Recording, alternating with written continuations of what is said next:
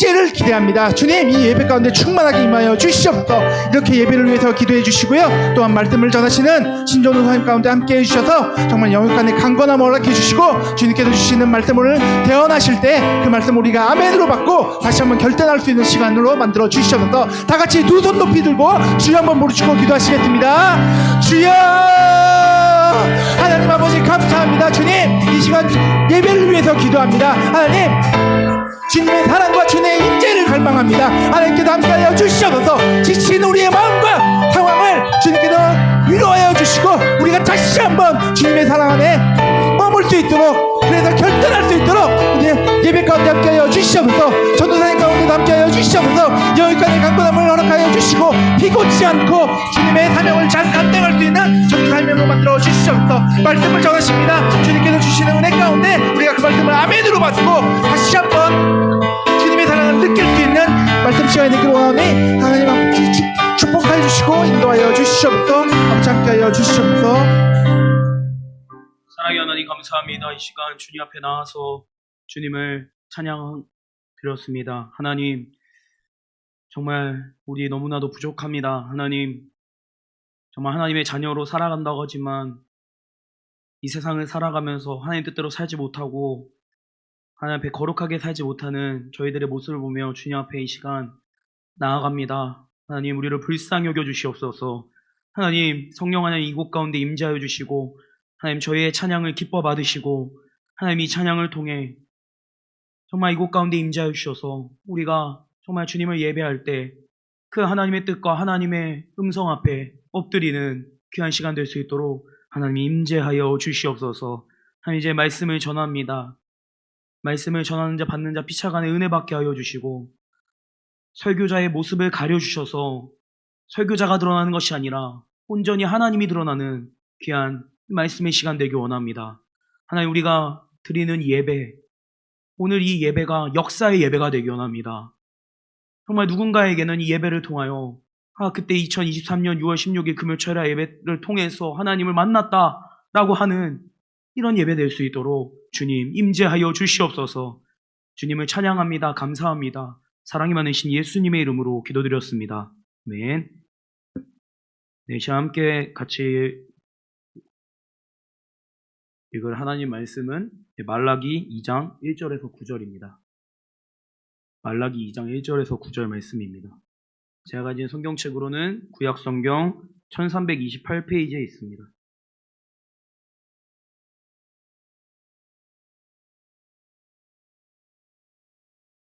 말라기 2장 1절에서 9절 말씀입니다. 다 찾으신 줄 알고 저 한 절, 우리 성도님들 한 절, 우리 마지막 절은 같이 읽도록 하겠습니다. 너희 제사장들아, 이제 너희에게 이같이 명령하노라.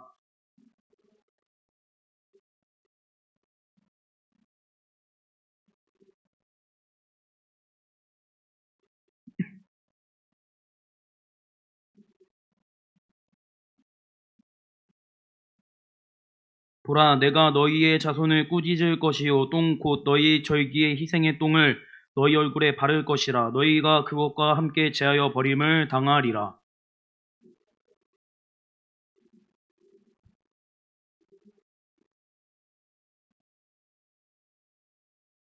레위와 세운 나의 언약은 생명과 평강의 언약이라. 내가 이것을 그에게 준 것은 그로 경외하게 하려 함이라. 그가 나를 경외하고 내 이름을 두려워하였으며.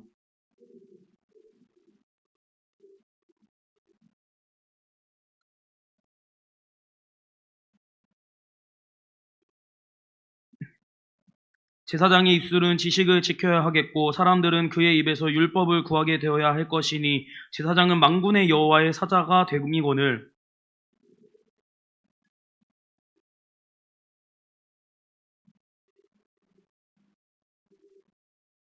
같이 읽겠습니다. 너희가 내 길을 지키지 아니하고 율법을 행할 때 사람에게 치우치게 하였으므로 나도 너희로 하여금 모든 백성 앞에서 멸시와 천대를 당하게 하였느니라 하시니라. 네, 아멘. 네, 할렐루야. 오늘 예배 자리에 오신 우리 성도님들을 주님의 이름으로 사랑하고 축복합니다. 네, 오늘 선포되는 말씀을 통해 하나님의 은혜를 경험하는 귀한 우리 성도님들 되시기를 주님의 이름으로 부탁을 드립니다. 오늘 본문 말씀은 이 말라기 말씀입니다. 이 말라기서는요, 유대인들에게 쓰여진 책입니다. 이 성경에서 유대인이라고 하는 사람들은요, 이 남유다 공동체를 이야기하는데요. 이스라엘은 이 솔로몬 왕이 죄악을 범죄함으로 인해서 남유다와 북이스라엘로 나눠졌습니다. 이것은 마치 우리나라가 남한과 북한으로 나눠진 것처럼 나눠졌습니다. 그래서 이러한 남유다와 북이스라엘의 왕권 시대를 기록한 게 역대기와 열왕기서입니다. 그래서 이 BC 721년에 이 북이스라엘이 아수르라는 나라로부터 공격을 당해서 완전히 멸망하게 되었습니다. 그리고 이 남유다 공동체는요, BC 605년과 597년, 586년 이 총 세 차례에 걸쳐서 바벨론의 포로로 끌려가게 됩니다. 이것은 하나님께서 이들에게 이사야와 예레미야 선지자를 통해서 70년의 포로 생활을 말씀하신 것이었어요. 그래서 이 70년의 기한이 찬 BC 536년에 고레스 칙령이라는 그 칙령으로 인해서 바벨론 포로 귀환의 날이 이들에게 찾아왔습니다. 그런데 바벨론 포로 귀환도 총 3차례에 걸쳐서 귀환하게 되었습니다. BC 536년, BC 458년, BC 444년에 이루어졌습니다. 이러한 이스라엘의 역사를 통해 알 수 있는 것은요, 북이스라엘은 완전히 멸망했다는 것입니다. 그러나 남유다인 이 유대인들은 포로 생활을 한 것이지 멸망하지는 않았습니다. 그래서 바벨론 포로 귀환은요, 남유다 공동체로 형성되어 있는 그 유대인들의 귀환입니다. 첫 번째 귀환에는 이 수룹바벨과 함께 귀환되었습니다. 이때 귀환한 유대인들은 대략 5만 명 정도 되었습니다. 이때 귀환한 유대인들은요, 이 학개 선지자와 스가랴 선지자의 권면을 통해서 그 예루살렘 땅으로 다시 와서 성전을 건축하게 됩니다.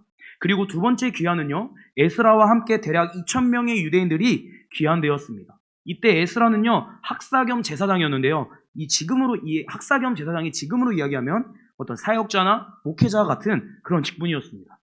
이러한 직분을 가진 에스라는 개혁 운동을 했습니다. 어떠한 개혁이냐면요, 잃어버린 유대인들의 거룩성을 되찾는 개혁 운동이었습니다. 에스라가 내민 슬로건은요, 진정한 귀환은, 진정한 포로로부터 귀환은 하나님 말씀으로부터 온다라는 슬로건이었습니다. 이러한 슬로건을 내밀면서 우리 유대인들은 거룩해져야 한다라는 개혁 운동을 했습니다. 마지막 세 번째 귀환에는요, 느헤미야와 함께 이 소수의 사람들이 귀환되었는데요. 느헤미야는 원래 이 페르시아 왕의 술 따르는 관원이었습니다. 나라를 다스리는 정치에 관여하는 사람이었습니다. 근데 이 느헤미야가 귀환하면서요, 유대인의 총독이라는 타이틀을 얻게 됩니다. 이 총독이 어떤 타이틀이냐면요, 절대 군주인 그 왕과 황제가 임명한 사람이 바로 총독이었습니다. 쉽게 이야기하면 오늘날 우리의 그 총리와 같은 인물을 가진 사람이 바로 총독이었습니다. 느헤미야 총독은 이 귀환할 때 한 가지 사명감을 가지고 귀환하는데요, 바벨론 포로로 인해 불타버린 그 예루살렘 성벽을 재건축해야 한다라는 그 사명을 가지고 귀환했습니다. 예루살렘 성벽은요, 유대인들의 정치적인 부분이 관여되는 곳이었습니다. 그래서 예루살렘 성벽이 회복되지 않으면 유대인들의 정치적인 부분이 정상 기능을 하지 못했습니다. 사랑하는 성도 여러분, 국가가 정상 기능하지 못하면 국민들은 어떻게 되죠? 그렇습니다. 국민들의 삶의 질은 보장이 안 되는 거예요. 그래서 느헤미야는 이러한 사명감을 가지고 함께 귀환한 유대인들과 예루살렘 성벽을 재건하는데 열심히 동참했던 것이에요. 그래서 이러한 재건이 끝나고 유대인들에게는 회복이 일어났습니다. 어떠한 회복이냐? 에스라와 느헤미야를 통한 영적 회복들이 일어났습니다. 에스라 10장 1절에서 5절 말씀과 느헤미야 9장 1절에서 2절 말씀을 보면 유대인들이 하나님 앞에서 울며 불며 회개합니다. 그리고 금식을 하며 하나님 앞에 회개하는 시간을 가집니다. 이 포로 귀환을 통해 유대인들에게 영적 회복과 부흥이 일어났다는 것입니다. 이러한 유대인들의 영적 회복과 부흥은요, 오늘날 우리들에게도 도전이 되는 모습입니다. 유대인들의 이러한 영적인 회복과 부흥을 통해 이 유대인들이 기대하는 것이 있었는데요. 그것이 무엇이냐? 바로 메시아였습니다. 유대인들에게는 메시아 사상이 존재했어요. 메시아 사상은요, 이사야 선지자와 예레미야 선지자를 통해서 선포된 사상이었습니다. 다음과 같습니다. 메시아가 와서 너희를 구원할 것이다. 그런데 이 메시아는 다윗의 줄기이며 다윗의 자손이다. 그리고 유대인의 왕이다. 겸손의 왕이다. 라는 메시지였습니다. 그래서 이러한 영적인 부흥과 회복을 경험한 유대인들은 이제는 메시아가 올 것이다. 라는 기대감을 가지고 있었습니다. 그래서 이들은 이러한 생각을 했습니다. 와, 이제는 메시아가 올 거야. 이제는 유대인의 왕 되시는 이 메시아가 와서 우리를 구원해주고 우리는 그 영원히 행복하게 살아갈 거야 라는 생각이 있었습니다. 그런데 이들의 현실은 어두웠습니다. 모든 것을 독립했다고 생각했지만 바벨론을 멸망시킨 나라가 있었는데요. 그 나라가 페르시아였습니다. 그 페르시아가 유대인의 정치에 개입하게 돼요. 그래서 정치적으로는 극히 일부만 자체적으로 독립할 수 있었습니다. 그런데 페르시아 정부가 얼마나 무능한지 유대인들을 공격하는 그 이방 민족의 차단을 통제하지 못했어요. 그래서 유대인들은요, 늘 이방 민족의 공격에 두려움과 불안함을 가지며 살아갔습니다. 그리고 설상가상으로 계속되는 그 가뭄과 농경지의 황폐화로 인하여 사회 경제적 시설이 쇠퇴되기 시작하였습니다. 이러한 상황들이 계속되면서 유대인들이 기대한 메시아는 실망과 불신으로 변질되었습니다. 그래서 이들은요, 그 실망과 불신으로 인해 하나님의 율법을 어기는 삶을 살기 시작합니다.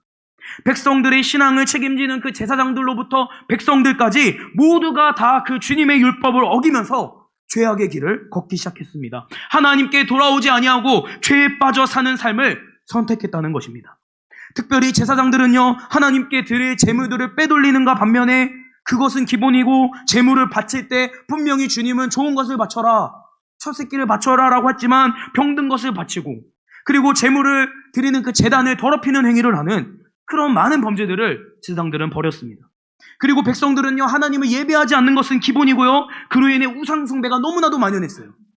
하지 말라고 했던 그 이방 민족과의 결혼도 서슴없이 하였습니다. 가정폭력도 많이 일어났습니다. 이러한 유대인들의 메시아에 대한 기대가 실망감으로 변질되는 것은요, 유대인 공동체에 엄청난 혼란을 가져다주는 그러한 사건으로 전락하게 되었습니다. 이러한 상황 속에서 오늘 말라기 선지자가 등장한 거예요.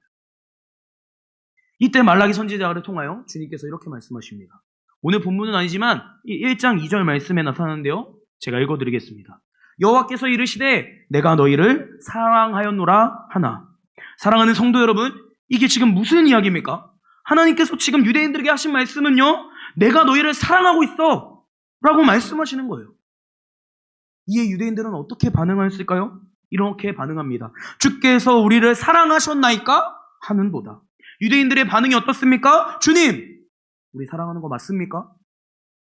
장난하십니까? 라는 반응인 거예요. 이러한 하나님과의 갈등 속에서 말라기의 말씀이 진행되고 있는데요, 오늘 본문 말씀도 그런 어떤 배경 속에서 진행되고 있는 것입니다. 특별히 오늘 말씀은요, 이 제사장들에 대한 명령입니다. 제사장들이 앞으로 어떻게 해야 할지에 대해서 말씀하고 있는 내용이에요. 그래서 오늘 본문의 말씀을 좀 더 깊게 살펴보도록 하겠습니다. 오늘 본문 말씀은 2장 1절에서 9절 말씀인데요, 오늘 본문은요, 큰 틀 안에서 진행됩니다. 어떠한 큰 틀이냐? 바로 언약이라는 큰 틀입니다. 왜 언약이라는 큰 틀이냐면요, 오늘 본문의 구조를 살펴볼 때 오늘 말씀이 언약이라는 큰 틀 안에서 진행된다는 사실을 확인할 수 있기 때문입니다. 오늘 본문의 말씀을 문학적 구조로 살펴보면 교차대구를 이루고 있는데요, 이 2장 1절에서 3절에서는 언약을 지키지 않는 그 제사장들에 대해서 말씀하고 있고요, 오늘 2장 4절에서 7절에서 말씀은 언약을 지켜야 하는 이유와 언약의 기능에 대해서 말씀하고 있습니다. 마지막으로 2장 5절에서 9절 말씀은 언약을 지키지 않는 제사장들에 대한 모습에 대해서 말씀하고 있습니다. 이러한 문학적 구조를 통해 알 수 있는 것은요, 오늘 본문의 중심부인 2장 4절에서 7절의 말씀이 언약에 대한 내용을 담고 있으므로 이 언약이 중심이 되어서 오늘 본문의 말씀을 이끌어가고 있다는 것입니다. 사랑하는 성도 여러분, 그렇다면 오늘 본문에서 이야기하는 그 언약이란 과연 어떠한 의미를 갖고 있을까요? 오늘 본문의 언약은요, 히브리어로 베리트라고 합니다. 그런데 이 베리트는요, 약속이라는 뜻을 갖고 있는데요, 이것은 그냥 약속이 아닙니다. 우리가 약속이라고 이야기할 때 이 약속은요, 내가 친하지 않거나 관계가 깊지 않은 사람들과도 얼마든지 우리는 약속을 할 수 있어요. 그렇죠? 그러나 본문에 나오는 이 베리트, 이 언약의 약속은요, 관계성을 가지고 있습니다. 어떠한 관계성을 가지고 있을까요? 그것은 바로 하나님과 백성, 하나님과 아들 간의 관계성을 갖고 있다는 거예요. 사랑하는 성도 여러분, 우리 하나님 창조주십니다. 우리 하나님 무한하십니다. 우리 하나님은 영원하십니다. 우리 하나님 전지전능하십니다. 믿으십니까? 그런데 인간은 원래 하나님을 인식할 수가 없습니다. 왜냐하면요, 우리 하나님은 영적인 존재예요. 그런데 인간은 현상계, 즉 지각이나 감각으로 경험할 수 있는 그 경험의 세계 안에 갇혀있는 존재예요. 그리고 더 큰 사실은요, 인간의 본성은 죄인이에요. 그렇기 때문에 하나님을 절대 인식할 수 없습니다. 그런데 하나님께서는 이 언약을 통하여서 선에 넘어오셨어요. 선. 하나님을 인식할 수 있도록 은혜를 우리 인간들에게, 그 백성들, 언약을 맺은 백성들, 자녀들에게 주셨다는 것입니다. 그래서 이러한 인식을 통하여 하나님은 그의 백성들과 아들들과 사랑을 나누고 싶어 합니다. 그래서 이 언약이라는 것은요, 그냥 단순히 약속을 지킨다는 의미가 아니라 하나님 백성의 신분으로서, 하나님의 아들로서 사랑의 관계를 이야기하는 거예요. 이러한 사랑의 관계 속에서 하나님께서는 백성들과 아들들에게 약속을 하시고, 이러한 약속을 백성들과 아들들은 받아들이는 겁니다. 그래서 우리 성도님들께서 오해하지 마셔야 할 것은요, 언약의 관계는 일방적 관계가 아니라는 거예요. 언약의 관계는요, 쌍방의 관계로서 사랑의 관계를 이야기하는 겁니다. 그런데 이러한 언약을 주신 이유와 기능에 대해서 오늘 이 중심부인 4절에서 5절 말씀에서 이야기하고 있는데요, 이렇게 말씀합니다. 제가 읽어드리도록 하겠습니다. 만군의 여호와가 이르노라, 내가 이 명령을 너희에게 내린 것은 레위와 세운 나의 언약이 항상 있게 하려 함인 줄을 너희가 알리라. 레위와 세운 나의 언약은 생명과 평강의 언약이라. 이것을 그에게 준 것은 그로 경외하게 하려 함이라. 그가 나를 경외하고 내 이름을 두려워하였으며. 아멘. 그렇습니다. 하나님께서 제사장들과 맺으신 이 언약은요, 레위와 세운 언약이라고 합니다. 이스라엘의 12지파 중 레위지파는 제사장의 직분을 맡게 되었습니다. 그래서 이것은 제사장들과 맺은 언약이라는 사실을 이야기하고 있는 것이에요. 이 언약의 기능을 먼저 말씀하고 있는데요, 이것은 생명과 평강의 언약이다 라는 사실을 오늘 본문에서 언약의 기능에 대해서 말씀하고 있어요. 언약은 생명과 평강이다 라는 것입니다. 이런 언약의 기능인 생명과 평강의 의미를 풀어보면 살아있음과 평안이라는 의미를 담고 있습니다. 그런데 이 구약의 생명과 평강의 언약에 대해서 찾아보면요, 영적인 의미로 쓰여졌습니다. 오늘 본문에서 나타나는 이 생명과 평강의 언약은 민수기 25장 12절에서 13절 말씀을 인용한 내용인데요, 민수기 25장 12절에서 13절 말씀을 살펴보면 하나님께서 제사장들과 맺으신 그 평화의 언약에 대해서 말씀하고 있습니다. 이렇게 말씀합니다. 그러므로 말하라, 내가 그에게 내 평화의 언약을 주리니 그와 그의 후손에게 영원한 제사장 직분의 언약이라. 아멘. 그렇습니다. 이 평화의 언약은요, 영원한 제사장의 직분의 언약입니다. 영원한 제사장 직분의 언약이라는 것은요, 영원히 제사장 역할을 할 수 있다는 거예요. 이 제사장의 직분은요, 앞서 말씀드린 것처럼 이스라엘의 12지파 중 레위 지파들이 맡은 직분이었습니다. 그리고 레위 지파는 제사장으로서 거룩하게, 그러니까 이스라엘의 거룩은 이 레위 지파 제사장들을 통해서 전파되는 것이었습니다. 그래서 제사장의 직분은요, 거룩한 직분입니다. 그리고 제사장의 직분은요, 하나님과 가장 가까이 하는 자들입니다. 이러한 직분을 영원히 맡는다는 것은요, 영원히 하나님을 가장 가까이 할 수 있다는 것이에요. 그런데 시편 73편 28절 말씀을 보면 시편 기자가 이렇게 고백합니다. 하나님께 가까이함이 내게 복이라 라고 고백하고 있어요. 그렇습니다. 그래서 오늘 하나님께서 말씀하신 제사장들과 맺은 생명과 평강의 언약은요, 곧 하나님의 축복을 의미하고 있는 것입니다. 이것이 언약의 기능이에요. 하나님의 축복. 이러한 언약의 기능을 소개한 후에 언약을 지켜야 하는 이유에 대해서 말씀하고 있는데요, 언약을 지켜야 하는 이유는 언약을 지킴을 통해 하나님을 경외하고 하나님을 두려워하게 하기 위해서다 라고 오늘 5절에서 말씀하고 있습니다. 여기에서 말씀하는 경외함은요, 존경함입니다. 정말 존경하고 사랑하는 그 마음으로 쓰여진 것이에요. 그리고 이 두려움은요, 무서움의 두려움이 아닌 정말 존경하기 때문에 나오는 그 떨리는 마음, 그 마음을 이야기하는 거예요. 그래서 곧 경외와 두려움은 사랑에 기반된 마음들입니다. 사랑하기 때문에 나오는 것입니다.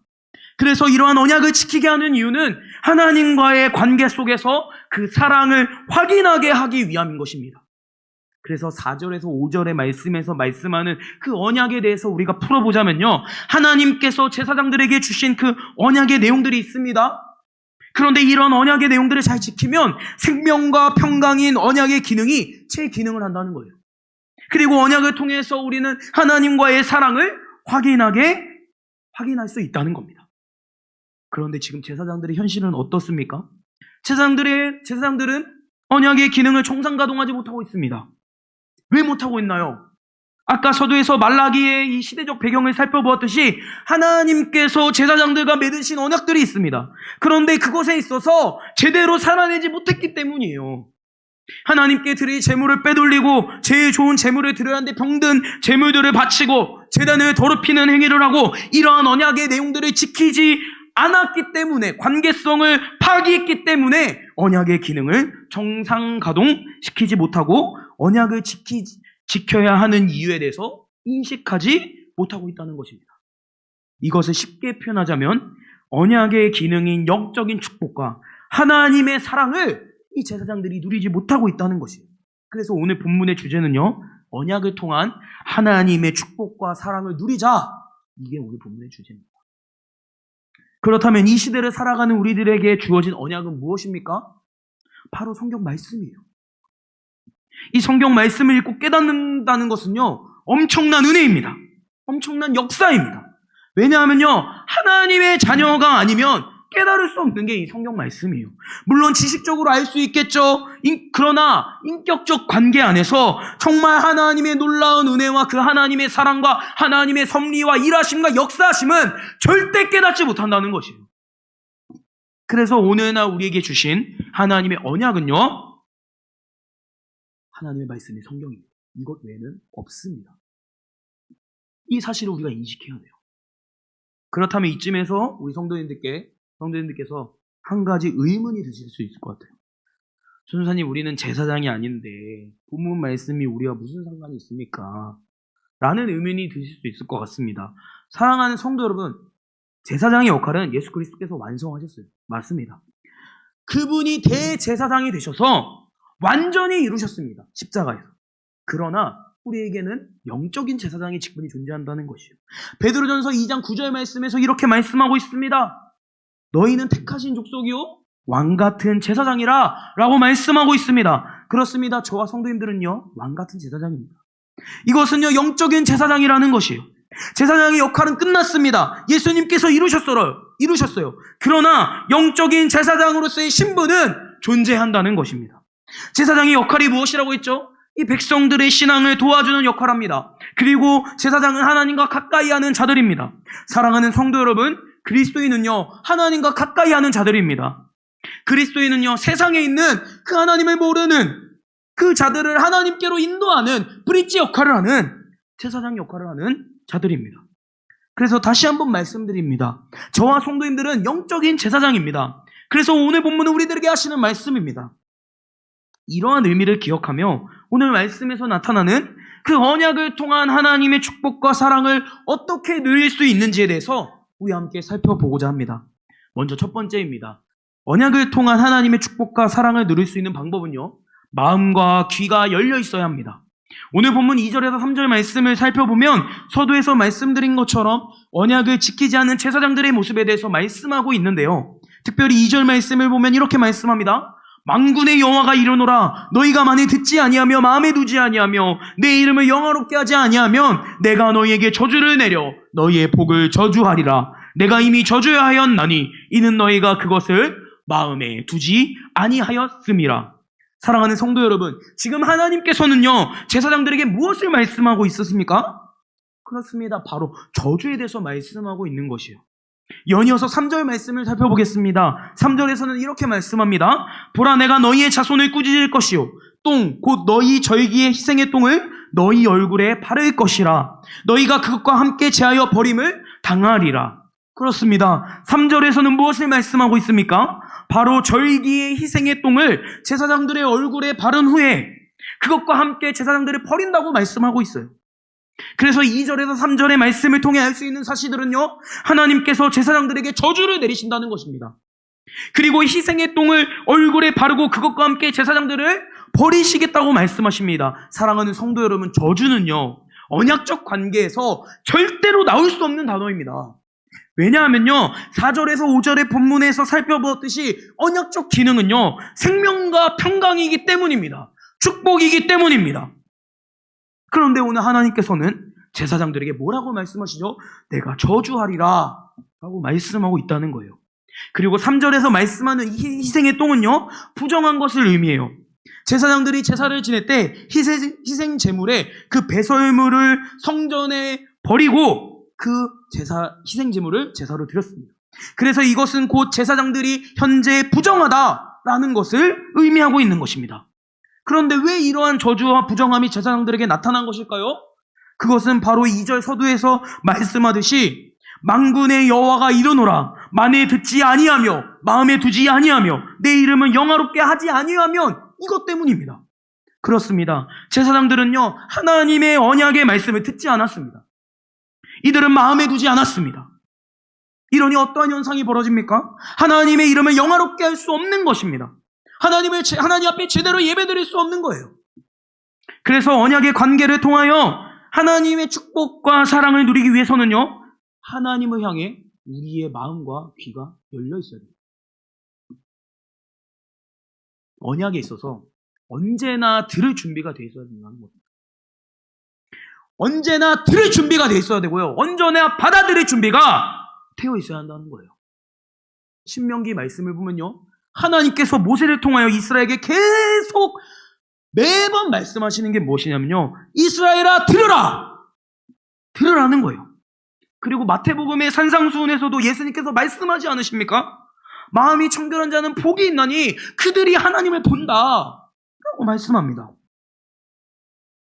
그래서 우리는요, 늘 그 하나님의 언약인 말씀 앞에 들을 준비, 받아들일 준비를 해야 한다는 거예요. 그럴 때 언약이신 하나님의 말씀을 깨달을 수 있게 되는 것입니다. 그리하여 그 주님이 주시는 축복과 사랑을 마음껏 누릴 수 있는 것입니다. 그런데 우리의 현실은 어떻습니까? 듣지 않아요. 받아들이지 않아요. 항상 기준이 내 감정이고, 항상 기준이 내 생각이고, 항상 기준이 내 경험입니다. 내 기준에서 어긋나거나 내 기분이 상하면 아무리 하나님의 말씀이라고 한들 절대 받아들이지 않아요. 절대 듣지 않아요. 계속 자기 합리화를 합니다. 연약한데 이거 어떻게 실천해? 라고 이야기하면서 안일하게 살아가요. 그런데 이것은요, 오늘 본문에 나타나는 유대인과 똑같은 모습이에요. 오늘 말라기서의 유대인들도요, 메시아에 대한 기대가 불신과 실망과 불신으로 변질되어서 기분이 상했어요. 그러니까 하나님의 언약을 듣지 않고 마음에 받아들이지 않습니다. 그래서 우리는요, 반드시 들어야 합니다. 마음에 받아들여야 합니다. 이것이 되지 않는다면 우리의 신앙생활은 계속 꼬입니다. 절대 풀리지 않아요. 왜냐? 그것은 곧 오늘 본문에서 말씀하는 저주와 부정한 것으로 여겨지기 때문입니다. 그래서 하나님의 말씀을 듣거나 보게 될 때, 하나님의 말씀을 접하게 될 때 나와 맞지 않는다는 이유로 귀 닫는 것이 아니라 일단 듣고 받아들여야 한다는 거예요. 물론 이단이 이야기하는 잘못된 사상은 듣고 받아들일 필요가 없습니다. 그런데요, 이러한 언약이신 하나님 말씀에 귀를 열고 마음을 여는 것에 있어서 현실적으로 제일 어려움을 겪는 것이, 계속 이야기하듯 말씀을 접할 때 나와 다르다고 생각이 들면 우린 절대 안 들어요. 절대 안 받아들여요. 그럴 때가 너무 허다하다는 거예요. 만약 상대방이, 아니면 말씀을 접했을 때 나와 다른 이야기를 한다고 할지라도, 내 기준에 틀렸다고 할지라도 명확하게 이단이 아니면 이렇게 듣게 하신 상황은 하나님께서 주관하시고 허락하셨다는 것을 인정하면서 받아들여야 하는 거예요. 그래서 이러한 들음과 받아들임으로 하나님께서 나에게 지금 무엇을 말씀하시는가, 그것에 대한 고민이 우리에게 있어야 된다는 거예요. 하나님과 우리 사이가 언약적 관계라고 하지 않았습니까? 이것은 곧 사랑의 관계라고 했어요. 그렇죠. 사랑하니까 쓴소리 하는 겁니다. 사랑하니까 회초리 드는 거예요. 물론 사랑하니까 위로하시고 안아주시고 받아주십니다. 그런데 당근만 주지 않으신다는 거예요. 채찍도 주신다는 거죠. 그런데 우리는 맨날 당근만 먹기를 원해요. 당근만 먹으면, 그런데요, 당근만 먹으면요, 건방지게 되고 굉장히 자기중심적으로 변해요. 저도 어릴 적에 학교 다니면, 특히 초등학교 때 꼭 이런 친구들 한 명씩 있었습니다. 부모님께서 절대 채찍 안 줘요. 계속 오냐오냐 키우는 거예요. 당근만 주시는 거예요. 근데 그런 친구들 보면요, 반에서 굉장히 이기적이었어요. 자기밖에 모릅니다. 그리고 굉장히 건방져요. 겸손이라는 걸 모르고 다 본인 세상이에요. 그래서 채찍질이 필요한 거예요. 부모의 채찍질을 통해서 아이가 질서와 도덕을 배우듯이 배우는 겁니다, 우리도. 그런데 중요한 사실은요, 이러한 채찍을 줄 때 하나님의 마음이 더 아프다는 사실입니다. 왜냐? 부모의 마음이기 때문이에요. 물론 저는 아직 미혼이라서 이러한 부모의 마음을 잘 모르지만 우리 성도님들께서는 부모이시기 때문에 더 잘 아실 거라 생각합니다. 그래서 하나님께서는 우리에게 고통을 주시기 위해, 아픔을 주시기 위해 채찍을 주는 게 아니라는 겁니다. 정말 하나님께서 희열을 느끼고 채찍을 주면서 우리의 고통을 보면서 너 잘됐다 이러면서 희열을 느끼고 카타르시즘을 느끼고 막 그러기 위해서 채찍을 주는 게 아니라 우리에게 채찍이 필요하니까 주시는 거예요. 그리고 사랑하니까 주시는 것입니다. 그렇기 때문에 하나님 앞에서 당근만 먹길 원하는 것이 아니라 마음이 아프고 힘이 들더라도 채찍을 받아들여야 된다는 거예요. 채찍을 귀를 열어서 들어야 된다. 사랑하는 성도 여러분, 언약의 말씀 앞에 들으며 나아가시길 소망합니다. 언약의 말씀을 받아들임으로 나아갔으면 좋겠습니다. 그랬을 때 분명한 사실은요, 저와 성도인들 삶 속에 언약을 통한 하나님의 축복과 사랑이 가득 넘치게 된다는 것입니다. 그렇게 살아가는 저와 성도인들이 되시기를 주님의 이름으로 축복합니다. 언약을 통한 하나님의 축복과 사랑을 누릴 수 있는 두 번째 방법은요, 입술에 믿음의 선포가 있어야 합니다. 오늘 본문 6절에서 7절 말씀을 보면 제사장들의 입술에 대하여 말씀하고 있습니다. 6절에서는 그의 입에는 진리의 법이 있었다. 그리고 그의 입술에는 불의함이 없었다라고 말씀합니다. 7절에서는 제사장의 입술은 지식을 지켜야 한다라고 말씀하고 있어요. 총 제사장들의 입술에 대해서 3번을 말씀하고 있습니다. 이만큼 입술에 대해서 강조하고 있다는 것이에요. 이들의 입술에 무엇이 있다고 이야기하고 있죠? 진리의 법, 불의함이 없음, 지식. 이렇게 3가지입니다. 진리의 법은요, 진리로 이끄는 법이라는 의미를 가지고 있는데요, 이것은 곧 모세를 통하여 이스라엘 백성들에게 주신 그 10계명을 필두로 한 그 율법의 말씀을 이야기하는 것입니다. 즉 하나님께서 말씀하신 법은 그 자체가 진리라는 것이에요. 이러한 율법과 진리가 제사장들의 입술에 있어야 한다는 것이죠. 그리고 불의함이 없다라고 하는데요, 불의함은 곧 불법을 이야기합니다. 그러니까 결국 불법이 없다는 거예요. 하나님께서 주신 이 율법이 입술에 있어야 한다는 것입니다. 이 불법이 아닌 율법이 있어야 한다는 거죠. 다음으로는 지식이 없다라고 하는데요, 지식은요, 이 호세아 4장 1절의 말씀에 나오는 것과 같은 지식의 의미를 갖고 있는데요, 4장 1절의 하반절의 말씀을 보면, 호세아 4장 1절의 말씀을 보면 이렇게 말씀하고 있어요. 나의 백성들이 하나님을 아는 지식이 없다라고 말씀합니다. 결국 이 지식이 있다는 것은 하나님을 아는 지식이 있다는 겁니다. 하나님을 안다는 거예요. 그러니 제사장의 입술에는 하나님을 아는 지식이 존재해야 한다는 것이죠. 결국 이 3가지를 통하여 7절의 말씀을 보면 사람들은 그의 입을 통해 율법을 구한다라고 말씀하고 있는데요, 여기서 사람들이 율법을 구한다는 것은요, 이 사람들은 백성들입니다. 그리고 율법을 구한다는 것은 그 율법, 하나님의 말씀을 구한다. 그래서 백성들은 제사장들을 통해 하나님 말씀에 대해 알고 싶어 한다라는 것입니다. 결국 이 모든 것을 통일하는 한 단어가 있는데요, 그것은 무엇이냐면요, 바로 하나님의 뜻입니다. 진리의 법, 불의가 없음, 하나님을 아는 지식, 율법을 구함, 이 모든 것은요, 하나님의 말씀과 관련되어 있습니다. 그런데 이 하나님의 말씀은요, 곧 그분의 뜻입니다. 그래서 이것이 통일하는 단어는요, 하나님의 뜻이라는 것입니다. 그러니까 하나님의 뜻이 제사장들의 입술에 늘 있어야 한다는 거예요. 하나님의 뜻을 선포해야 한다는 것입니다. 그렇다면 어떻게 선포해야 할까요? 그냥 할까요? 아닙니다. 믿음으로 선포해야 되는 것이에요. 선포하는 하나님의 뜻이, 하나님의 말씀이 이루어질 줄 믿습니다. 하나님께서 역사하실 줄 믿습니다. 이러한 믿음의 선포가 필요하다는 것입니다. 이것을 일회적으로 하는 것이 아니라 계속적으로 해야 한다는 것이에요. 이러한 하나님의 뜻을 믿음으로 선포할 때 언약을 통한 그 하나님의 축복과 사랑을 누릴 수 있는 것입니다. 그리고 이러한 믿음의 선포가 이루어지게 된다는 것이에요.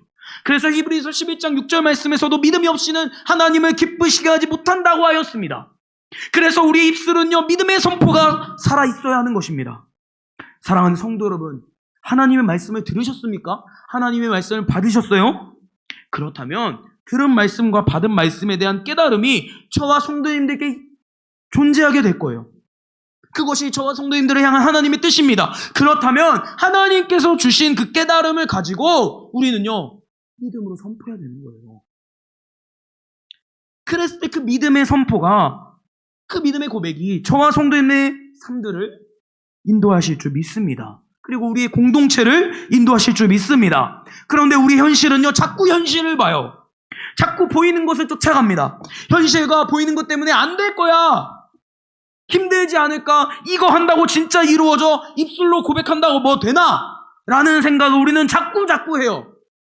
그런 것 때문에 우리는 그 우리의 현실 속에서 안주하게 됩니다.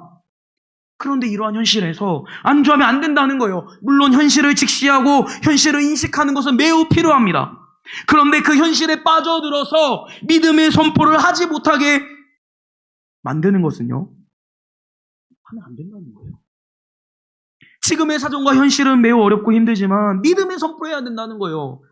하나님, 세계인교회 담임 목사님과 장로님과 권사님들과 집사님들을 통하여 하나님의 나라가 확장되고 이 토스트 전도와 노방 전도와 축구 선교를 통하여 수많은 영혼들이 하나님 앞에 돌아올 줄 믿습니다. 하나님, 지금은 다음 세대 영혼들이 별로 없지만 이 수고하시는 전도사님들과 부장 집사님들과 선생님들을 통하여 다음 세대 영혼들이 영적으로 수적으로 부흥할 줄 믿습니다. 이게 우리의 입술에서 나와야 된다는 거예요. 입술로 나와야 된다는 거예요. 그러나 우리가 주의해야 될 게 있는데요, 주님께서 주신 깨달음이 아니라 그냥 내 생각, 내 방법, 내 합리화에 의한 믿음의 선포는요, 아무런 효과가 없어요. 왜냐하면요, 하나님께서 주시는 깨달음에 기반되지 않은 믿음의 선포는요, 하나님께서 책임지지 않아요.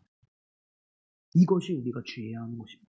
사랑하는 성도 여러분, 우리의 입술이 매일매일의 삶 속에서 믿음의 선포로 나아가기 소망합니다. 하나님께서 주신 깨달음을 가지고 믿음으로 선포하기 소망합니다. 그래야 지금의 현실은 부정적이고 어렵고 막막하고 빛이 보이지 않는 그 어두운 터널을 걸어가는 것 같지만 결국 이 믿음의 선포가 우리의 그 삶 속에 실제가 될 줄 믿습니다. 그래야 우리는 언약을 통한 그 하나님의 축복과 사랑을 마음껏 누릴 수 있을 것입니다. 이러한 삶을 살아가는 저와 성도님들이 되시기를 주님의 이름으로 축복합니다. 마지막으로 언약을 통한 하나님의 축복과 사랑을 누릴 수 있는 방법은요, 옳은 길을 지키며 살아가는 것입니다. 오늘 본문 말씀 8절에서 9절 말씀을 보면 이렇게 말씀하고 있습니다. 너희는 옳은 길에서 떠나 많은 사람을 율법에 거스르게 하는도다. 나 만군의 여호와가 이르노라. 너희가 레위의 언약을 깨뜨렸느니라. 너희가 내 길을 지키지 아니하고 율법을 행할 때 사람에게 치우치게 하였으므로 나도 너희로 하여금 모든 백성 앞에서 멸시와 천대를 당하게 하였느라 하시니라. 방금 읽은 8절에서 9절 말씀을 통해 알 수 있는 사실은요, 제사장들이 옳은 길에서 떠남으로 많은 사람들이 율법을 거스렸다는 것입니다. 그리고 옳은 길을 지키지 않으므로 율법을 행할 때 사람에게 치우치게 하였다는 것입니다. 사람에게 치우쳤다는 것은요, 쉽게 이야기하면 편파적으로 했다는 의미예요. 그러니까 뭐냐면요, 율법을 행할 때 내 마음대로 했다는 것과 같습니다. 그래서 하나님께서는 9절 하반절에서 이러한 제사장들에게 어떻게 하실지를 말씀하시는데요, 이렇게 말씀하십니다. 모든 백성 앞에서 멸시와 천대를 당하게 하였느니라 하시니라. 그렇습니다. 제사장들이 옳은 길을 떠나고 그 옳은 길을 지키지 않음을 통해 백성들 앞에서 멸시와 천대를 당하게 된다는 것이요. 이것은 곧 이 제사장들을 백성들이 무시한다는 의미와 같습니다. 제사장들이 옳은 길에서 떠나 살고 옳은 길을 지키지 않을 때 무시당한다는 거예요. 이 요즘 청소년 아이들 언어로 표현하면 완전히 극혐오한다는 것입니다. 그래서 제사장들이 옳은 길을 떠나 옳은 길을 지키지 않는다면 아까 살펴보았던 그 2절과 3절에 나타난 그 저주와 부정의 이미지가 임하게 된다는 것이요. 그래서 결국 이 8절과 9절의 말씀은요, 언약을 통한 하나님의 사랑과 축복을 누리기 위해서는 옳은 길을 지켜야 된다는 거예요. 그렇다면 오늘 본문에서 이야기하는 그 옳은 길을 지키라는 의미는 어떠한 의미를 갖고 있을까요? 이 옳은 길이라고 하는 이 길은요, 정확히 번역하면 그 길이라는 의미예요. 그러니까 영어로 번역하면 the way라는 뜻입니다. 히브리어로 핫데레크라는 이 단어인데요. 핫은 전치사구로 뭐뭐와 함께, 누구와 함께 라는 의미입니다. 그래서 그 길을 누구와 함께 간다는 거예요. 그런데 누구와 함께 갈까요? 우리 이 성경의 문맥을, 말씀의 문맥을 살펴본다면 하나님과 함께 간다는 거예요. 그래서 옳은 길이라는 것은요, 하나님과 함께 가는 길이에요. 하나님과 동행하는 길이 바로 옳은 길입니다. 그런데 이 길을 지키라는 거예요. 그렇다면 지키라는 의미는 어떠한 뜻을 갖고 있을까요?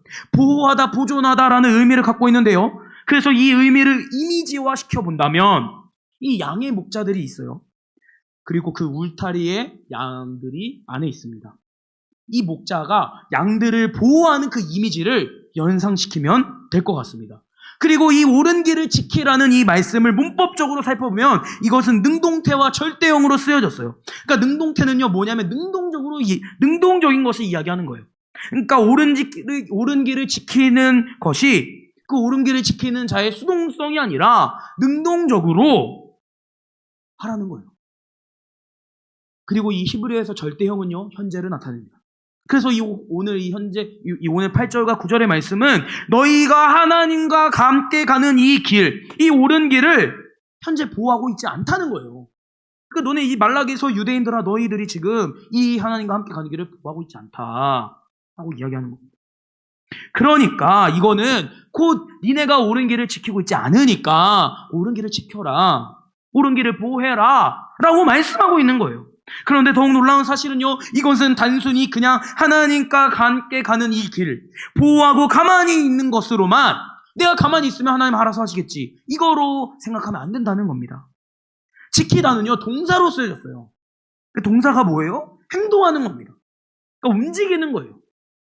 그래서 곧 이것은 하나님의 길을 보호하는 것인데, 그냥 가만히 내가 앉아있고 하나님 알아서 하십시오 하는 난 기도만 합니다. 이 보호가 아니라, 기도는 당연히 해야죠. 실천해야 한다는 거예요. 실천. 그러니까 하나님과 함께 가는 길을 지키기 위해서 그 길에 울타리도 치고, 그 길에 방해하는 세력들도 못 오게 하고, 못 오게끔 장애물도 만들어 보고, 이런 어떤 실천적인 행위를 해야 한다는 거예요. 결국 이것은 제사장들의 실천을 이야기하는 겁니다. 그럼 어떠한 실천을 해야 하는 걸까요? 그것은 바로 제사장 자신들에게 보이신 그 하나님의 뜻, 제사장 자신들에게 말씀하신 그 약속하신 것들을, 그것을 통한 깨달음들을 실천해야 한다는 것이에요. 이러한 실천이 없다면 언약을 통한 하나님의 축복과 사랑을 누릴 수 없다는 것입니다. 사랑하는 성도 여러분, 그렇다면 우리는 어떻게 해야 될까요? 이러한 하나님의 그 말씀 앞에 어떠한 실천으로 나아가야 할까요? 하나님께서 분명히 저와 우리 성도님들께 깨닫게 해주시는 말씀들이 있습니다. 하나님께서는 저와 성도님들에게 주시는 말씀들이 있어요. 분명히 깨닫게 하시는 것들이 있습니다. 그렇다면 이 깨달음을 어떻게 실천할지, 그 실천점들이나 적용점들을 구체적으로 적어보는 거예요. 구체적으로 세워보는 겁니다. 그리고 그것을 실행하는 거예요. 그냥 깨달음에만 머물러 있으면 안 된다는 것입니다. 야고보서 2장 26절 말씀에서는 행함이 없는 믿음은 곧 죽은 것이라 라고 말씀하고 있어요. 그러니까 하나님께서 주시는 깨달음이 있습니까? 하나님께서 주시는 깨달음이 존재하세요? 그러면 행해야 한다는 거예요. 그냥 깨달았네, 나 깨달았어 라고만 끝나고 그냥 이 깨달은 것을 누군가에게 나눠버리고 아무 의미 없어요.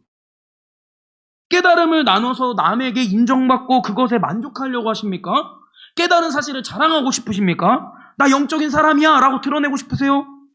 어쩌면 그것은 하나님이 주시는 깨달음이 아니라 그냥 자기 만족, 자기 합리화에서 비롯된 깨달음일 수 있습니다. 사랑하는 성도 여러분, 하나님의 뜻을 파악하셨다면요, 깨달음이 있으셨다면요, 실천할 것들을, 적용할 것들을 세워보십시오. 계획해보십시오. 그런 다음 기도하는 겁니다. 주님, 이러한 적용들을 실천할 수 있는 힘을 도와줘 주시옵소서. 나태하지 않고 중도 포기하지 않고 게으르지 않을 수 있도록 능력 더하여 주시옵소서라고 기도하는 겁니다. 그랬을 때 우리는 이러한 깨달은 것에 대한 실천을 능히 해낼 수 있는 것입니다.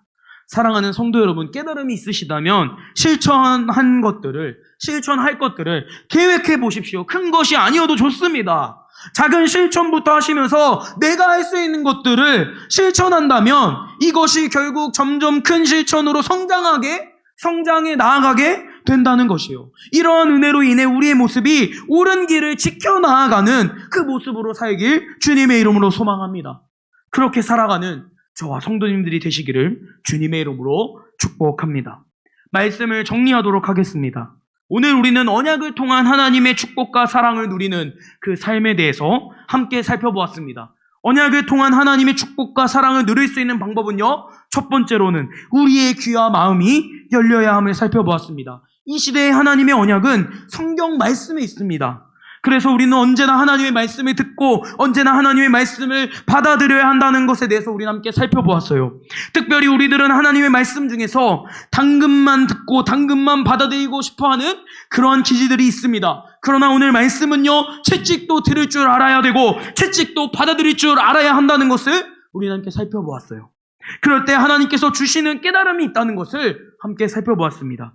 두 번째는요, 입술에 믿음의 선포가 있어야 함을 함께 살펴보았어요. 하나님께서 주시는 깨달음이 있다면 그것에 대한 믿음의 선포가 있어야 한다는 것이었습니다. 이러한 믿음의 선포를 통해 지금의 현실은 암담하고 불가능해 보이고 하나님께서 불가능해 보이지만 하나님께서 안 계시는 것 같지만 하나님께서 반드시 역사하실 것이다, 하나님께서 반드시 일하신다 라는 그 믿음으로 선포해야 함을 우리는 함께 살펴보았습니다. 마지막으로는 옳은 길을 지키는 것에 대해서 우리 함께 살펴보았는데요. 옳은 길은 하나님께서 함께 하시고 하나님께서 동행하시는 길입니다. 이 길을 지켜야 한다는 것인데요, 지킨다는 것은요, 그냥 가만히 있는 것이 아닌 옳은 길을 보호하기 위해 내가 무엇인가 해야 된다는 것이에요. 그래서 우리들은요, 하나님께서 저와 성도님들을 향해 보이신 그 하나님의 뜻, 하나님께서 저와 성도님들에게 주신 그 하나님의 말씀들에서 깨달았을 때 이러한 깨달음을 가지고 믿음의 선포와 더불어 실천해야 한다는 것을 우리 함께 살펴보았어요. 사랑하는 성도 여러분, 오늘 우리가 살펴본 이 세 가지 모습과 실천이 이야기하는 포인트가 무엇인지 아십니까? 그것은 바로 언약의 회복을 통한 하나님의 사랑과 축복을 누릴 수 있는 그 방법론에 대한 부분인데요. 이 방법론을 쉽게 이야기하면 이런 것입니다. 반주 주시면 감사하겠습니다. 하나님의 언약이신 그 말씀 앞에 우리의 귀를 열고 마음을 열 때 하나님이 주시는 깨달음을 얻게 된다는 것이요. 그럴 때 우리의 입술은요, 하나님이 주시는 깨달음에 기반하여 믿음의 선포를 하게 된다는 것입니다. 그리고 이러한 믿음의 선포를 통해 우리는 하나님이 주시는 깨달음을 실천하게 된다는 것인데요. 여기서 진짜 중요한 사실은 깨달음이에요. 깨닫는 것이 너무 중요해요. 진짜 중요해요. 그런데 이러한 깨달음에 있어서 히브리 기자가 아주 자세하게 설명하고 있는데요. 히브리서 4장 12절 말씀입니다. 제가 읽어드릴게요. 하나님의 말씀은 살아있고 활력이 있어 좌우의 날선 어떤 검보다도 예리하여 혼과 영과 및 관절과 골수를 찔러 쪼개기까지 하며 또 마음의 생각과 뜻을 판단하나니. 그러니까 하나님의 말씀은요, 우리의 영혼과 관절과 골수를 쪼갠대요. 이것이 무엇을 의미하냐면요, 언약이신 하나님의 말씀을 깨닫는다는 것은요, 우리의 모든 방법들, 죄악들, 고집들, 생각들을 쪼개서 산산조각 내야 된다는 거예요. 이게 깨달은 거예요. 내 것이 완전히 박살나는, 내 것이 완전히 산산조각 나는 그게 깨달음이에요. 이게 되지 않으면 깨달았다고 이야기하면 안 되는 겁니다. 그것은 깨달음이 아니라 그냥 하나님 말씀 아는 거예요. 그냥 아는 거예요. 나 이 말씀 알아, 이렇게 얘기해야 되는 겁니다. 지식적으로 아는 거예요. 그래서 이 언약의 하나님의 말씀은요, 그냥 뻔하고 진부하고 30년, 40년, 50년 신앙생활 속에서 매일 듣는 이야기다 라고 생각하시면 안 되는 것입니다. 인간이 하나님의 말씀을 다 안다? 절대 알 수 없어요.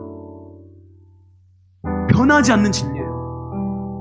죽을 때까지 언약을 통해서 그 깨달음의 경지를 우린 취해야 되는 거예요. 그리고 우리가 말씀을 안다는 것은요, 정말 그분의 말씀 앞에 빠져들고 진짜 내가 이 한 절을 읽더라도 깊이 묵상하는 그것이 말씀을 안다고 이야기할 수 있는 거예요. 그래서 중요한 것이 무엇이냐? 깨달음이 중요해요. 깨달음. 그런데 이러한 깨달음의 시작이 무엇이라고요? 우리의 귀를 열 때, 우리의 마음을 열 때 그 깨달음의 은혜가 시작된다는 거죠. 그래서 결국 우리의 귀를 열고 마음을 열어 깨달음의 은혜가 온다면 정말 그 하나님의 말씀 때문에 내 것이 산산조각 나는 거예요. 그 하나님의 말씀 때문에 내게 박살이 나는 거예요. 근데 이게 되잖아요. 나머지 믿음의 선포, 실천, 그 자연스럽게 되는 거예요. 이게 어려워요. 내 거 박살나고 내 거 산산조각 나고 귀 열고 마음 열고 이게 힘든 거예요. 이것이 언약을 통한 하나님의 축복과 사랑을 누릴 수 있는 것의 시작이에요. 근데 성도님들 이거 하나 기억하셨으면 좋겠어요. 이거 하잖아요. 그 하나님의 사랑과 축복은 보장되어 있다는 거예요. 그래서 우리는 내 것을 버려야 돼요. 나의 것으로 꽉 찬 이 귀와 생각과 마음을 하나 둘씩 산산조각 내야 되는 거예요. 그래서 신앙생활이 쉽지 않은 거예요. 그래서 예수 믿는 게 꽃길이 아니라 십자가의 길인 거예요. 나를 내려놔야 되니까. 내가 죽어야 되기 때문에 인간은 원래 자기중심적이라서 이 신앙생활이 쉽지 않은 겁니다. 적당히 아니에요. 완전하게 죽어야 되는 거예요. 비단 이것은요, 목회자나 리더에게만 적용되는 것이 아닙니다. 그리스도인이라면, 하나님의 자녀라면, 백성이라면 모두에게 적용되는 말씀이에요. 사랑하는 성도 여러분, 이러한 언약이신 하나님의 말씀 앞에 우리를 내려놓길 소망합니다. 나 자신이라는 이 자아를 성령의 불로 소멸해야 합니다. 그렇게 된다면 내 안에 누가 살아나게 될까요? 그렇습니다. 바로 예수 그리스도가 살아나게 되는 것이에요. 그 이름 예수, 말씀이신 예수, 언약의 대표자 되시는 예수, 그 예수께서 살아나게 된다는 겁니다. 사랑하는 성도 여러분, 삶에 어려움이 있으십니까? 고난이 있으십니까? 오늘 말라기서를 살아가는 유대인과 같이 하나님 앞에서 불만이 있으세요? 하나님 원망스러우십니까? 현실을 바라보며 죽을 것 같은 고통이 따르고 있으십니까? 보이는 현실은 평안하지만 내 영적인 내 영혼은 깨어있지 못하고 죽어가고 있는 그 내 영혼을 바라보고 있으십니까? 발견하고 계십니까? 하나님 오늘 우리에게 말씀하십니다. 언약인 말씀에 귀를 열어라. 언약인 말씀에 마음을 열어라. 언약인 말씀을 깨달아라. 언약인 말씀 앞에 입술을 열어서 믿음으로 선포해라. 언약의 말씀을 실천하며 살아라 라고 말입니다. 그럴 때 우리는 어떻게 된다고요? 한량없는 하나님의 축복과 사랑, 태풍과 같은 하나님의 축복과 사랑, 이 세상보다 더 큰, 이 우주보다 더 큰 그 하나님의 축복과 사랑이 저와 성도님들의 삶 속에 넘쳐나게 된다는 것입니다. 남은 한 주간의 삶에서도 이 언약이신 하나님 말씀 앞에 귀를 여십시오. 언약이신 하나님 말씀 앞에 마음을 여십시오. 언약이신 하나님 말씀을 깨달으십시오. 언약이신 하나님 말씀을 입술을 통해 믿음으로 선포하십시오. 언약이신 하나님 말씀을 실천하십시오. 그리하여서 하나님의 놀라운 사랑과 축복을 누리며 간증의 주인공으로 살아가는 저와 성도님들의 인생이 되셨으면 좋겠습니다. 남은 한 주간의 인생과 더불어 남은 인생의 여정 속에서 오늘 말씀대로 살아가는 저와 성도님들이 되시기를 주님의 이름으로 축복합니다. 이 시간 함께 드릴 하나님 찬양은요, 처음 부르는 찬양입니다. 참 신기한 게요, 제가 이제 차를 타고 다니면 찬양을 트는데 이 찬양이 나오더라고요. 그래서 한 주 동안 이 찬양을 계속 묵상했어요. 그러면서 말씀을 준비하는데 말씀과 너무 일치하는 거예요. 그래서 이 찬양이 좀 어렵고 힘드실 수도 있을 것 같습니다. 처음 하는 찬양이다 보니까. 그러면 괜찮습니다. 안 부르셔도 좋아요. 마음으로 부르셔도 좋아요. 그런데 정말 이 찬양의 가사를 묵상하며 오늘 들은 말씀을 기억하며 하나님 앞에 고백했으면 좋겠어요. 하나님 앞에 결단했으면 좋겠습니다. 그래서 우리 이 시간 함께 이 가사를 묵상하며 부르실 수 있는 분들은 함께 부르셨으면 좋겠고요. 어렵다 싶으신 분들은 그냥 묵상하시면서 하나님 앞에 정말 그 기도하는 마음으로, 고백하는 마음으로 함께 찬양으로 나아갔으면 좋겠습니다. 우리 함께 찬양하며 나아가겠습니다.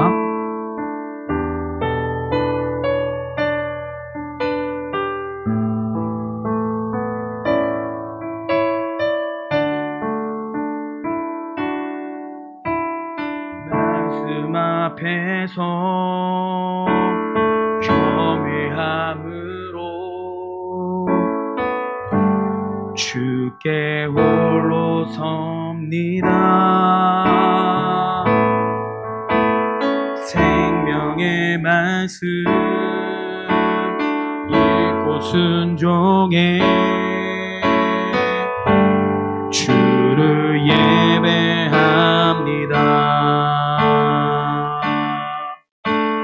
기록된 말씀 힘이 있어서 진리로 우리 거룩해 하며 거룩한 말씀 세세 영원히 복음이 되어 말씀하시네. 하나님 말씀에 두려워 떠는 자, 그 말씀에 생명을 거는 자, 한 사람 찾으시는 주님의 약속을 믿어. 하나님 말씀에 명을 거는 자, 순종하며 주 따라가는 자, 영원한 하나님 나라 이뤄갈 주의 교회여.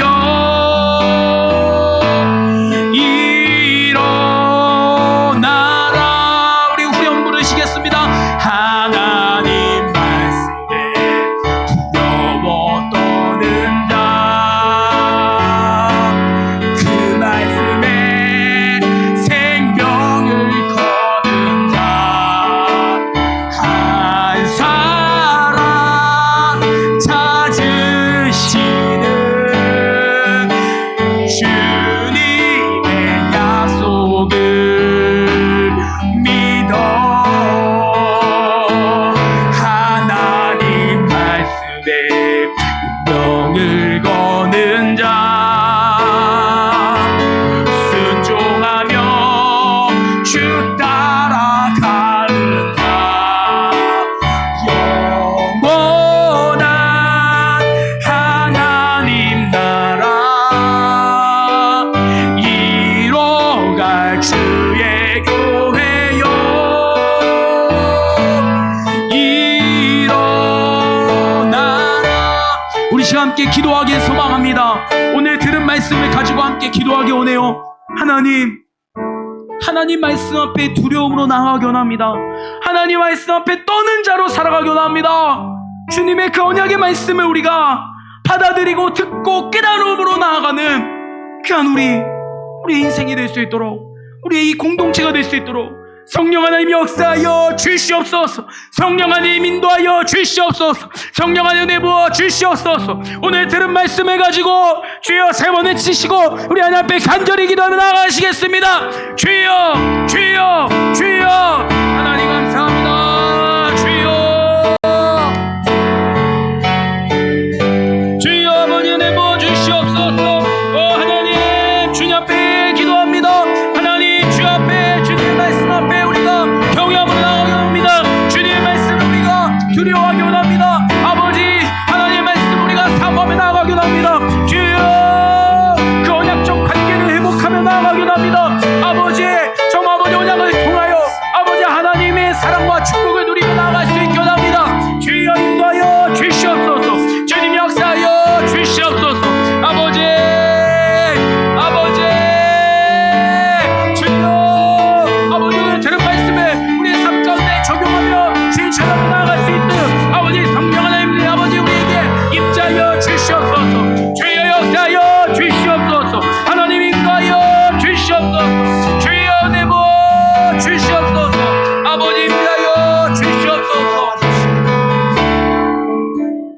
이 시간 찬양 한 곡 드리기 원합니다. 우리 기도에 앞서 우리 함께 기도에 함께 찬양하며 나아가도록 하겠습니다.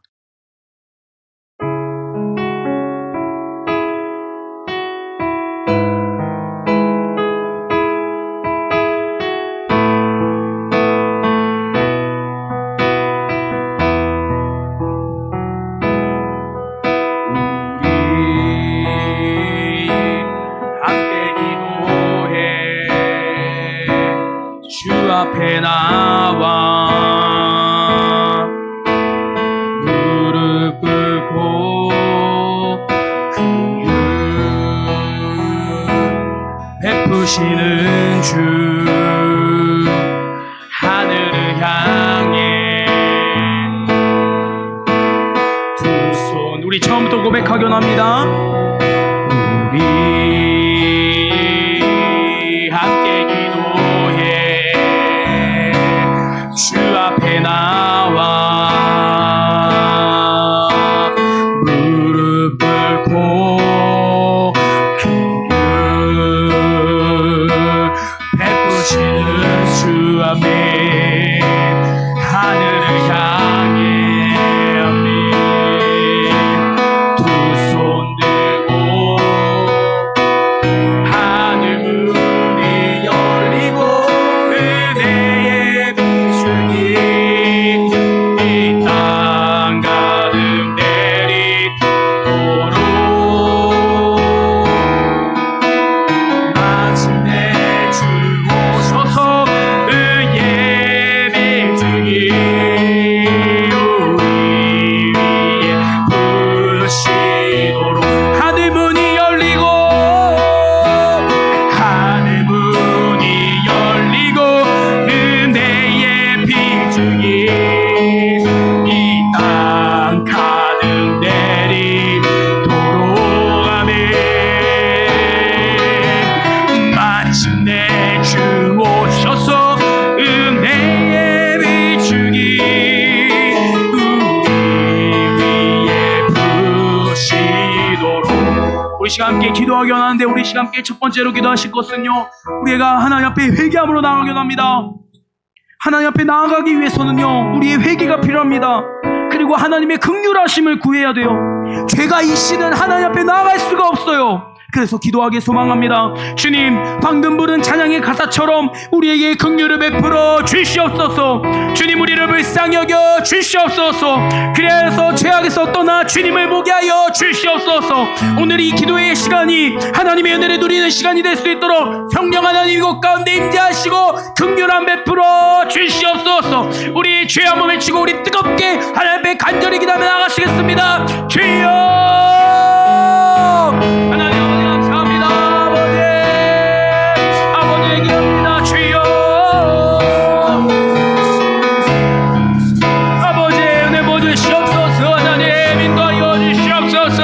아버지 긍휼함 베풀어 주시옵소서. 아버지 회개하며 나아갑니다. 예수의 피를 힘입어 주 앞에 나갑니다. 주여 주여 주여 아버지 은혜 보여주시옵소서. 아버지 정말 아버지 이 기도의 시간이 하나님의 긍휼을 누리는 하나님의 긍휼함 이곳 가운데 임재하는 시간 될 수 있도록 성령 하나님 임재하여 주시옵소서. 주여 주여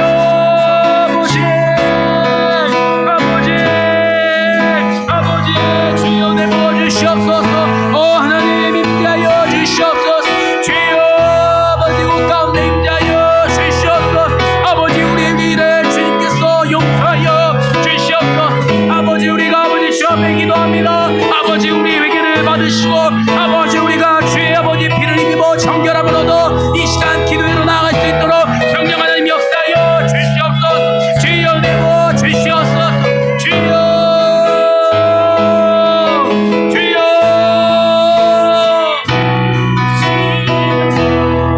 아버지 임하여 주시옵소서. 아버지 주여 내버 주시옵소서. 주여 역사하여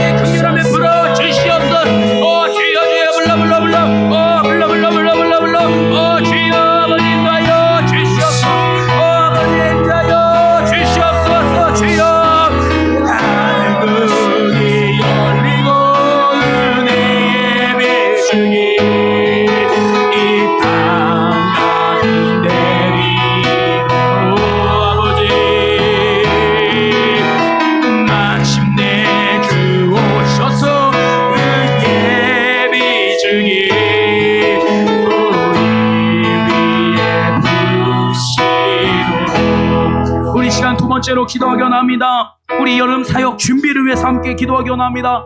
누가복음 10장 38절 말씀을 보면 마르다와 마리아의 이야기가 나옵니다. 이 마르다는요, 예수님이 이 마르다와 마리아의 집에 왔을 때 마르다는요 열심히 일을 했어요. 예수님을 대접하기 위해서, 음식을 대접하기 위해서 일을 했습니다.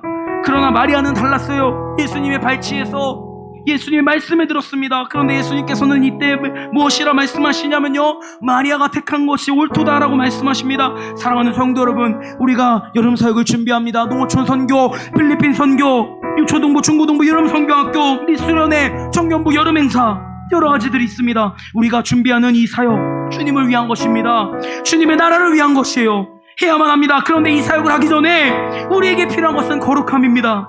마리아처럼 예수님의 가르침과 말씀을 들으면서 거룩하게 준비해야 되는 것이에요. 이러한 내용이 하나님 앞에 서는 준비 없이 그냥 하면 안 된다는 것입니다. 그래서 역시 함께 기도하기 원합니다. 하나님, 이런 사역을 준비하기 위해서 우리가 먼저 하나님 앞에 거룩해지기 원합니다. 우리가 먼저 하나님 앞에 겸비함으로, 겸손함으로 나아가기 원합니다. 그래서 정말 이 사역을 잘 준비할 수 있도록 성령 하나님 역사하여 주시옵소서. 성령 하나님 내부어 주시옵소서. 성령 하나님 인도하여 주시옵소서. 우리 시간 함께 주여 한번 치고 기도합시다. 주여,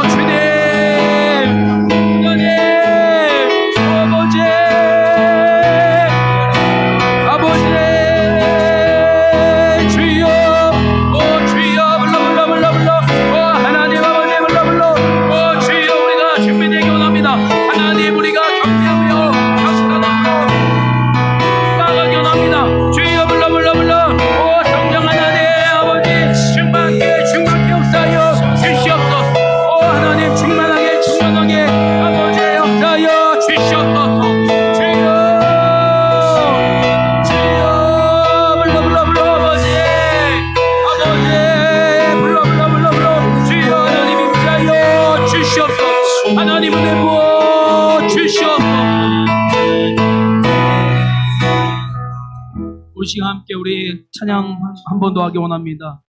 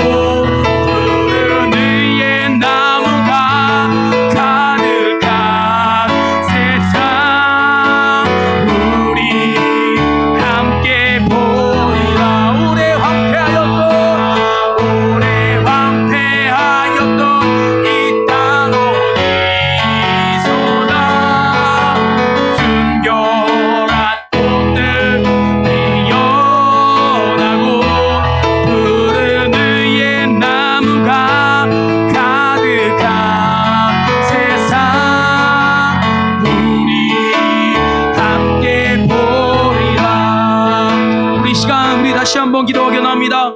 우리 여름 사역과 교회 전도를 위해 기도하기 소망합니다. 주님, 여름 사역을 통하여 방금 부른 찬양의 가사와 같이 푸른 의와 나무를 보게 되는 귀한 역사가 일어날 수 있도록 인도하여 주시옵소서. 그리고 축구 선교와 토스트 전도 노방 전도를 통하여 잃어버린 한 영혼들이 돌아오게 되는 기적의 역사가 일어날 수 있도록 성령 하나님 역사하여 주시옵소서. 우리 주여 외치고 우리 간절히 주여 앞에 기도하며 나아가도록 하겠습니다. 기도했습니다. 주여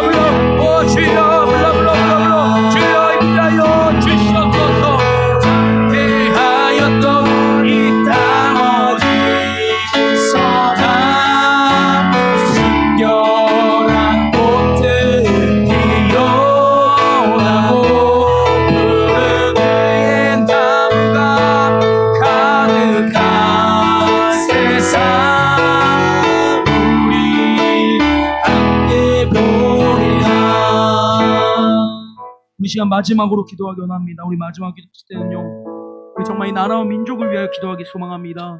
우리 특별히 한국교회, 우리 한국교회 살아나기 원합니다. 그리고 더 나아가서 우리 세계인교회, 이 세계인교회가 이 수원시를 살리는, 이 조원동 땅을 살리는, 정말 이 한국교회를 살리는, 이 대한민국을 살리는 그러한 교회가 되길 소망합니다. 주님, 우리 교회를 사용하여 주시옵소서. 우리 교회를 주님 도구로 써 주시옵소서. 하나님, 정말 이 세계인교회를 위해서 기도했으면 좋겠고요, 특별히 우리 이 교회 지체들을 위해서 기도하기 원합니다. 우리 지금 특별히 같이 기도해줘야 될 우리 지체들이 있습니다. 우리 현라엘 우리 어린이 있습니다. 우리 유치부 아이인데요, 정말 열과 감기로 인해 지금 너무나도 아픔 가운데 있다고 합니다. 잘 내리지 않고 있다고 해요. 그래서 정말 그 열과 감기가 하루속히 쾌유되어서 정말 다시 한번 우리 라일이 정말 밝은데 정말 밝고 정말 밝게 잘 다시 지낼 수 있는 우리 라일이 될 수 있도록 우리 라일의 건강을 위해서 우리 함께 기도해 주시면 좋겠고요. 그리고 우리 정수님 전도사님 정말 몸이 많이 편찮으셔서 입원을 하셨습니다. 근데 입원을 하고 태어난 지 얼마 되지 않으셨는데요, 거동이 너무나도 불편하다고 합니다. 정말 그래서 우리 정수님 전도사님의 육체의 건강을 위해서 정말 그 불편한 거동이 하루속히 회복될 수 있도록 위해서 기도해 주셨으면 좋겠습니다. 그리고 우리 마지막 우리 담임 목사님, 우리 세계인교회 이 정말 담임 목사님으로 세우신 우리 문 목사님, 정말 내일 7시에 이 인천공항으로 도착하신다고 합니다. 정말 이 오는 길 하나님께서 보호하여 주셔서 우리 목사님을 비롯 우리 담임 목사님을 비롯한 나머지 우리 목사님들과 함께 정말 건강하게 잘 도착하는, 이 교회까지 안전하게 도착하는 우리 목사님 될 수 있도록 주님 붙들어 주시옵소서. 우리 이 시간 우리 지체들을 위해서, 우리 한국교회와 우리 세계인교회를 위해서, 우리 나라를 위해서, 우리 민족을 위해서, 정말 우리 세계 열방을 위해서, 우리 선교사님들을 위해서 우리 주여 세 번 치고 기도하시다가 자유롭게 기도하시다가 돌아가셨으면 좋겠습니다. 우리 함께 주여 세 번 치겠습니다. 주여 주여 주여.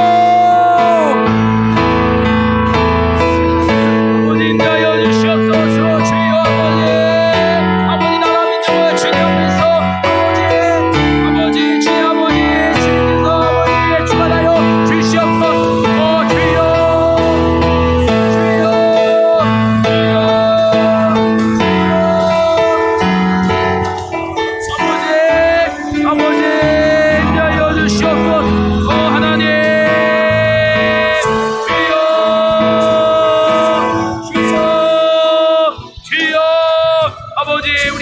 정말 우리 교회의 아버지 세계인교회를 주님께서 사랑하시고 이곳까지 인도하셨습니다. 하나님 세계인교회를 통하여 하나님의 아버지 정말 나라가 선포되고 아버지 우리 교회를 통하여 이 주원동과 대한민국과 아버지 수원시와 창원과 살아날 수 있도록 성령 하나님 역사하여 주시옵소서. 아버지 주여 임재하여 주시옵소서. 하나님 역사하여 주시옵소서. 아버지 은혜 부어 주시옵소서. 주여 주여 아버지 특별히 우리 아버지 라인이 우리 한나의 아버지 우리 정수님 전사님 아버지께도 붙들어 주시고 아버지 예수 그리스도의 피 묻은 손을 안 세워주시소서. 아버지 깨끗함을 얻어서 아버지 정말 아버지 다시 한번 회복